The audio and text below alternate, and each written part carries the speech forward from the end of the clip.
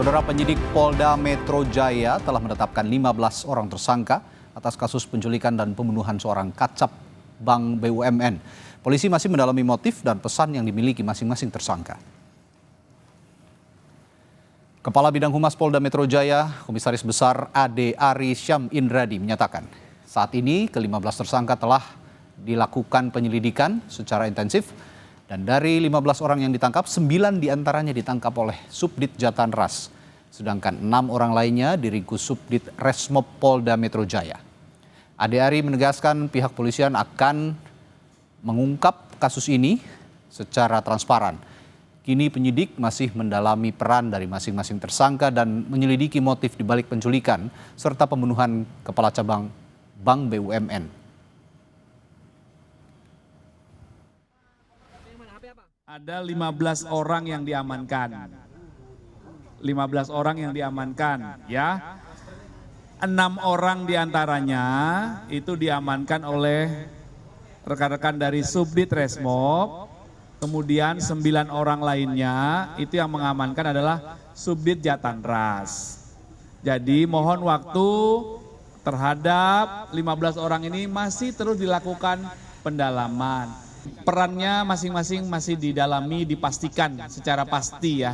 Sehingga nanti bisa disimpulkan dari 15 ini perannya masing-masing apa, berapa orang yang sudah ditetapkan sebagai tersangka, atau kemungkinan lainnya bagaimana, ini masih terus dikembangkan ya. Mohon waktu. Kabid Humas Polda Metro Jaya, Kombes Ade Ari membenarkan sosok DH yang menjadi salah satu tersangka kasus penculikan dan pembunuhan Kepala Cabang Bank BUMN merupakan seorang pengusaha. DH diketahui memiliki usaha bimbingan belajar yang beroperasi secara daring. Yang jelas kami sudah membenarkan tadi bahwa saudara DH adalah seorang pengusaha atau salah satu bidang usahanya adalah bimbel online. Ya.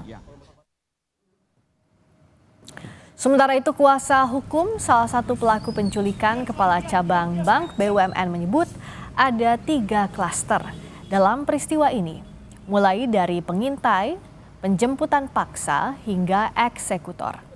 Ia menyatakan kliennya hanya berperan dalam penjemputan paksa dan tidak terlibat dalam eksekusi yang menyebabkan korban meninggal dunia. Dalam kesempatan ini, kuasa hukum pelaku juga menyampaikan permohonan maaf sebesar-besarnya kepada keluarga korban. Mereka mengantar itu mereka juga dalam tekanan. Dan mereka salah satu terduga penjemputan paksa ini menyampaikan ke keluarganya bahwa mereka memang baru diperintahkan untuk membuang jenazah. Jadi peran mereka itu sampai di situ. Perkembangan informasi soal ini akan disampaikan langsung jurnalis Kompas TV Jonah Hamonangan dan juru kamera Septa Yoga dari Polda Metro Jaya. Jonah, 15 orang sudah ditetapkan tersangka. Lalu apa peran dari masing-masing tersangka menurut polisi keterangannya? Ya Rani, terkait dengan 15 orang ini, kalau kita pilih terkait dengan siapa berbuat apa, dari pihak kepolisian belum mau merincikan atau mendetilkan, tapi memang ini sudah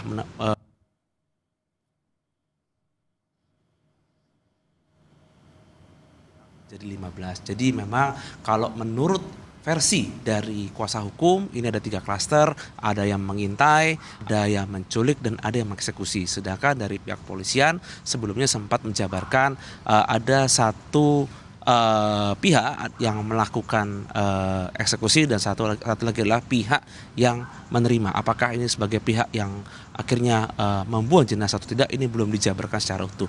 Memang kalau kita lihat kasus ini jadi viral di media sosial dan menyebar kemana-mana, ada yang menyebut bahwa ada oknum tertentu yang melakukan, namun ini belum bisa dipastikan atau belum bisa di-clearkan oleh pihak khususnya dari TNI Polri. Sebelumnya sempat dari salah satu tersangka meminta adanya perlindungan kepada TNI, itu saja ini menjadi tanda tanya apakah ada pihak lain atau ada institusi TNI di balik ini. Namun terkait dengan adanya penjabaran siapa berbuat apa dari masing-masing 15 ini, dari pihak Polda Metro Jaya, Kabid Humas tadi menyampaikan menunggu dulu khususnya hasil penyelidikan, dan nanti ketika sudah ditemukan benang merahnya dan nanti mungkin dipertemukan antar tersangka, nanti mungkin akan ada pengembangan baru. Apakah nanti akan bertambah lagi, mungkin dari 15 mungkin akan entah bertambah berapapun, dikarenakan kasus ini memang cukup melebar atau cukup luas, apalagi kalau kita lihat dari tersangka yang sudah ditangkap, salah satunya adalah bos bimbel online. Tentu saja ini ada hal-hal yang tentu saja memerlukan ekstra perhatian khusus dari para penyidik untuk bisa mengetahui terkait dengan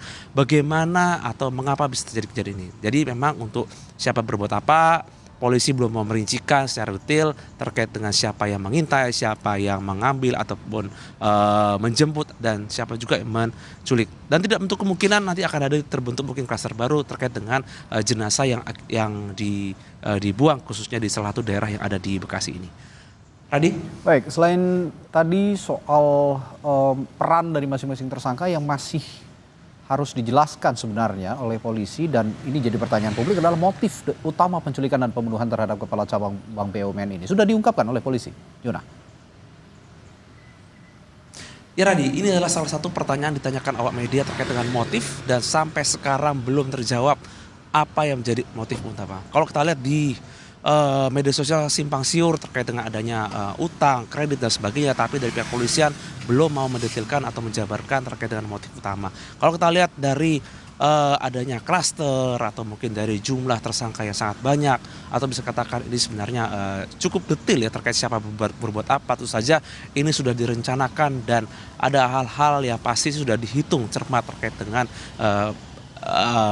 pengambilan atau mungkin dari korban yang akhirnya bisa dimasukkan paksa ke mobil dan bisa akhirnya dieksekusi dan dibuang di Bekasi. Terus ini ada perencanaan yang sangat rapi atau detail. Jadi memang terkait dengan motif, polisi meminta untuk bersabar dan nanti akan dijabarkan terkait dengan adanya motif tertentu. Apakah ini akan melibatkan ada oknum atau hal lain? Polisi belum menjawab, dan polisi meminta untuk bersabar terkait dengan penyelidikan, di mana penyelidikan ini langsung dilakukan di Ditreskrimum Polda Metro Jaya.